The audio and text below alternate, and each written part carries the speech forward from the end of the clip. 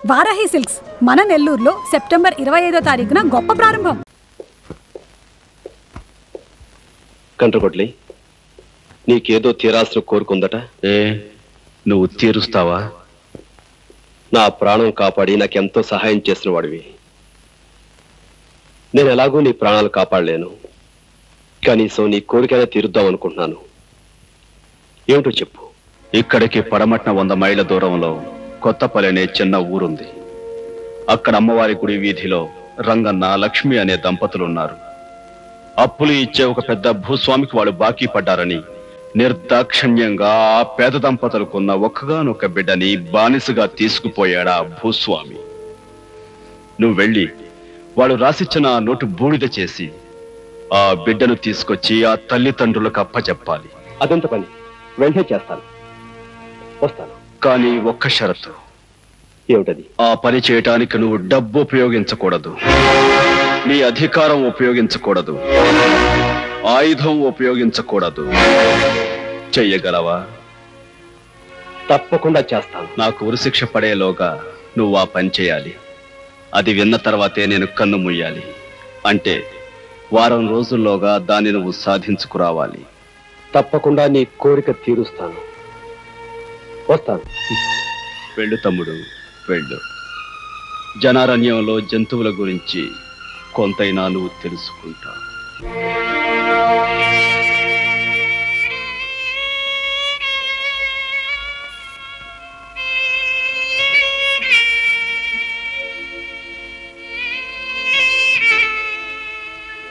లక్ష్మి, ఏంటే అన్నం ముందెట్టుకుని?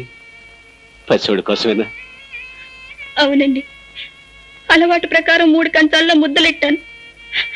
ఆ తర్వాత తెలిసొచ్చింది చంటోడు మన దగ్గర లేడు కదా అని.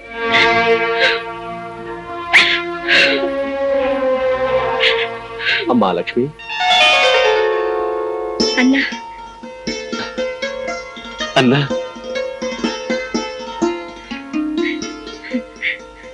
వచ్చేసావా అన్నా? పల్లెలో ప్రతి మనిషి ప్రతిరోజు నిన్నే తలుచుకుంటున్నారు. అన్నగా అందరికీ అండగా నువ్వు రావాలని ప్రతి క్షణం దేవుణ్ణి మొక్కుకుంటున్నారు. నిన్ను చూస్తుంటే మాకెంతో సంతోషంగా ఉంది. రా అన్న, మాతో పాటు 4 మెతుకులు తిందువేనరా. రా అన్నా. అలవాటు ప్రకారం 3 కంచాలు ఎట్టాను. 3వ వాడిగా కడుపును పెట్టిన వాడి దగ్గర లేకపోయినా నువ్వు వచ్చా. కూర్చో అన్నా, కూర్చో. విషయం అంతా నాకు తెలిసిందమ్మా. అంతా తెలిసిందా అన్నా? నేల తల్లి చల్లగా చూడకపోవటంతో కడుపు కూటి కోసం షావుకారు దగ్గర అప్పు చేశాం. అంతే, పంటలు వస్తున్నాయి, వెళుతున్నాయి, వడ్డీ తప్ప అసలు చెల్లు కావటం లేదు. దాంతో ఆ షావుకారు బలవంతాన బిడ్డని పశువు నీడ్చుకెళ్ళినట్టు ఈడ్చుకు వెళ్ళాడు. ఈ పేదవాడలో ప్రతి తల్లి బిడ్డని కనేది ఆ షావుకారికి బలి ఇవ్వటానికి అన్నా, బలి ఇవ్వటానికి. బాకీ డబ్బుల కోసం పసివాణ్ణి తీసుకెళ్లిపోతాడా? ఇంతమందిని తీసుకువెళ్ళి ఏం చేస్తున్నాడా నీచుడు?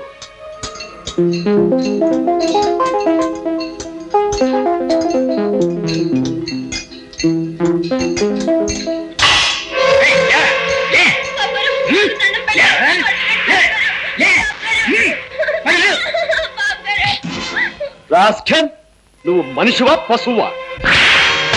డబ్బు పేరు చెప్పి కన్నవాళ్ళ నుంచి పసివాళ్లను విడదీసి జాలి దయా లేకుండా మండుటెండలో వాళ్లతో పనులు చేయిస్తావా? ఇదిగా నేను వడ్డీ వ్యాపారిని. నాకు డబ్బు ముఖ్యం. 1000 రూపాయలు అప్పిస్తాను. పొలం నా పేరు తాకట్టు అవుద్ది. నెలకి 1000కి 100 రూపాయలు వడ్డీ. ఆ వడ్డీయే ఆ పిల్లోడికి నెల జీతం. మరి వాళ్ళు వడ్డీ కట్టక్కర లేకుండా, నేను నెల జీతం ఇవ్వక్కర లేకుండా ఆ పిల్లోడి చేతే పనులు చేయించుకుంటుంటాను. ఇది నా పాయింట్. ప్రపంచంలో ఏ కోర్టుకి వెళ్ళినా తిరుగుండదు. ఎల్లి చూడు కావాలంటే. అడవి మనిషిలాగా, ఆది మానవుళ్లాగా వీళ్ళని బానిసలు చేసి ఈ చిన్నారి చేతుల కష్టంతో సొమ్ము చేసుకుంటావా? వాళ్ళ తల్లుల కడుపు సోకం నేను నిలువునా కూల్చి పారేస్తుందిరా. ఇదిగా మునీశ్వరుల్లా ఊరికే శాపనార్థాలు పెట్టం కాదు.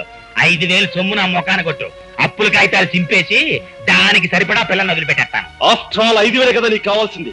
ఆ పని చెయ్యడానికి నువ్వు డబ్బు ఉపయోగించకూడదు, జేబులో పెద్ద నోట్ల మిశ్రణాల్లా చేయి పెట్టావు కదా, ఇదే రాట్లేదా సొమ్ము? సొమ్ము రావటం కాదురా, నీ పీకల మీదకి చట్టాన్ని రప్పిస్తాను. ఈ పసివాళ్లతో వెట్టి చాకరీ చేయిస్తున్నందుకు నిన్ను కటకటాల వెనక్కి పంపిస్తాను. ఏమిటయ్యా కేసు? చోరీ కేసు రిపోర్ట్ తీసుకోవాలంటే 10, కొట్లాట కేసు అయితే 10, లోపల కేసు అయితే 50. కానిస్టేబుల్, నేను నీ లంచాల జాబితా వినటానికి రాలేదు. సాగుతున్న అన్యాయాన్ని చట్టానికి చెప్పడానికి, రక్షక శాఖ సహాయంతో పసివాళ్లకు రక్షణ కల్పించడానికి వచ్చాను. పెత్తందారు చిదానందం న్యాయ సమ్మతం అంటూ జరిపే అన్యాయాన్ని, అక్రమాన్ని ఆపేయ్, అక్కడితో ఆపేయ్. చిదానందం బాబు మీద కంప్లైంటా? అవును, అండర్ సెక్షన్ 307 of IPC. నిద్రయోనం లేపి చట్టాల గురించి ఇంగ్లీష్ లో చెప్తున్నావు, ఎవడరా నువ్వు? నేనా? నీ అధికారం ఉపయోగించకూడదు. ఏట్రా మర్డర్ కేసులో ముద్దాయిలా చూస్తున్నావు, బొక్కలో నొక్కిమంటావా? కానిస్టేబుల్, నీకు కాకి బట్టలు కట్టబెట్టి అధికారం చేతిలో పెట్టింది ప్రజలను రక్షించడానికి తప్ప భక్షించడానికి కాదు. ఇప్పుడే ఈ విషయం ప్రభుత్వానికి తెలియజేస్తాను. 50 మంది పశువులని శిదానందం ఎండల్లో కొండల్లో ఏపుడు ముక్కల్లాగా ఎంచుకు తినేస్తున్నాడు అంటావు. అవును సార్, ఆ విషయం పోలీస్ స్టేషన్ లో రిపోర్ట్ ఇవ్వబోతే ఎవరు తీసుకోలేదు, తహసీల్దార్ ఆఫీసులోని ఎవరు పట్టించుకోలేదు. కనుక ప్రజాశ్రేయస్ కోరే నాయకుడిగా మీరు పూనుకుని ఆ పసి వాళ్ళకి, వాళ్ళ కన్న వాళ్ళకి న్యాయం చేకూర్చండి. అలా బాధపడుతూ కింద పడిపోకయ్యా, నువ్వు అట్టకుండు. ఇదిగో చెక్కటి, అయ్యా, ఈ ప్రజాస్వామ్యంలో 50 మంది పెసోళ్ళని మనం రచిస్తే ఎన్ని నోట్లు పడతాయంటావు? సత్రకాయగాళ్ళకి ఓటు హక్కు ఎలాగూ ఉండదు. కాకపోతే తమరి సహాయానికి సంతోషించి వాళ్ళ తల్లిదండ్రులు, అన్నదమ్ములు మొత్తం కలిపి 200 ఓట్లు పడచ్చు. మరి శిదానంద చేతిలో ఎన్ని నోట్లు ఉంటాయి? 10,000 పైనే ఉన్నాయి. 10,000 ఉంటాయి. కనుక ఈ ప్రజాస్వామ్యంలో పశువులు కట్టంతో కన్ను మూసినా సరే శిదానందం చేసే పని మాత్రం నట్ట జరగకూడదు. You the stooges of corruption. You have brought down the honorable democracy to your vices level with your barbarous attitude. నాకు ఇంగ్లీష్ తెలియదు కదా, నేను ఇంగ్లీష్ లో తిట్టదు. ఇది తిట్టు కాదురా, కనీసం ఒక్క బొట్టైనా భారత మాత బాధమై బాష్పాన్ని తుడిచే యత్నం. నువ్వు తెలుగు చెప్పడం నాకు అర్థం కావట్లేదు. నీకు అర్థమయ్యే భాషలోనే. ఆయుధం ఉపయోగించకూడదు.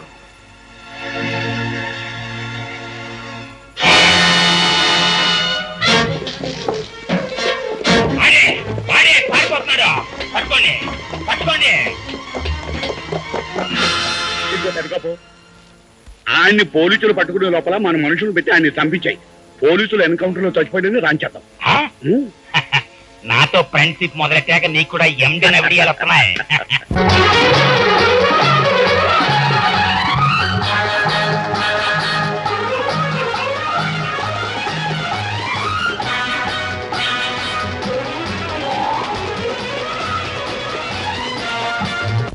శాంతి, మన పెళ్లికి పెద్దలు రాలేదని, మనల్ని ఆశీర్వదించలేదని బాధగా ఉందా?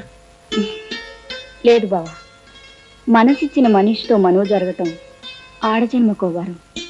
నాకు ఆ వరాన్ని దేవుడి సన్నిధిలో ప్రసాదించాయి. ఇంతకంటే నాకేం కావాలి బావా?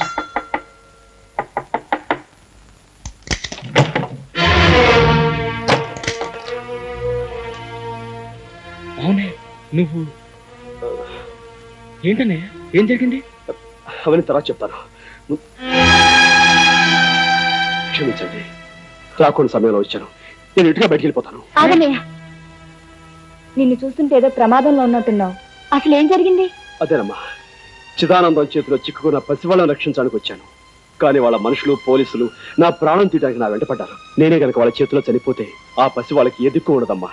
అందుకే వాళ్ళ నుంచి తప్పించుకోవాలని. మరేం పర్వాలేదు అన్నయ్య, నీకేం భయం లేదు. బావా, అన్నయ్యని ఎలా అయినా కాపాడుకోవాలి. నీ కోసం, నా కోసం కాదు, మనలాంటి వాళ్ళందరి కోసం అన్నయ్యని కాపాడుకోవాలి. అవునా?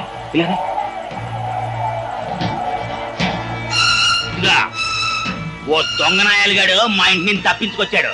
మీ ఇంట్లో ఏమన్నా దూరాడా? లేదు బాబు, ఇటెవరు రాలేదు బాబు. అబద్ధాలు ఆడేవంటే నరికి పోగులెట్టేస్తాను. నిజం చెప్పు. నిజంగానే బాబు, ఎవరు రాలేదు బాబు.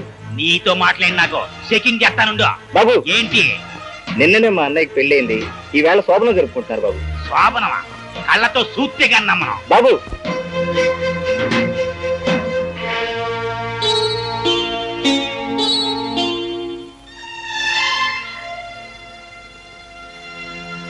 రే, అడికి లేడుగానే ఈ చుట్టుపక్కల ఎక్కడో దాక్కుని ఉంటాడు. మొత్తం ఎతకండి. కనపడగానే నరికి అవతల పాడేయండి. ఆడికి ఆశ్రయం ఇచ్చిన వాళ్ళు కూడా నరికి అవతల పాడేయండి. ఎవడర్థం వస్తాడో చూస్తాను.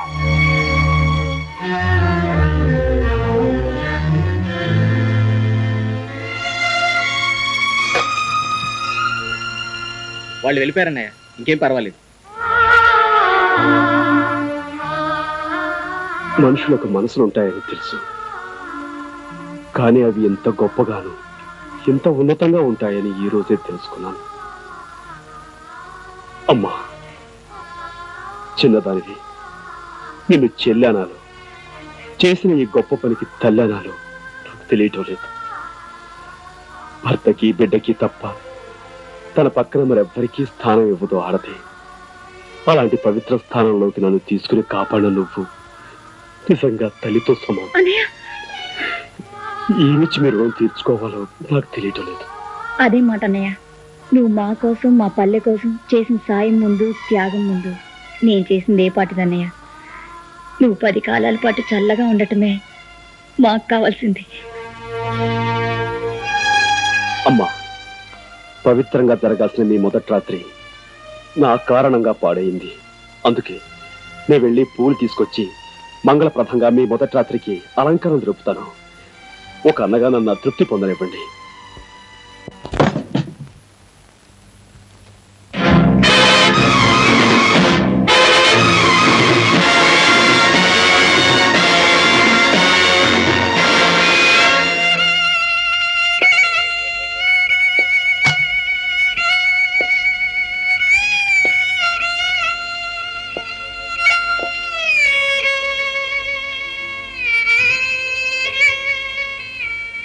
కనపడగానే నరికి అవతల పాడేయండి. ఆడికి ఆశ్రయం ఇచ్చిన వాళ్ళు కూడా నరికి అవతల పాడేయండి. ఎవడర్థం వస్తాడో చూస్తాను.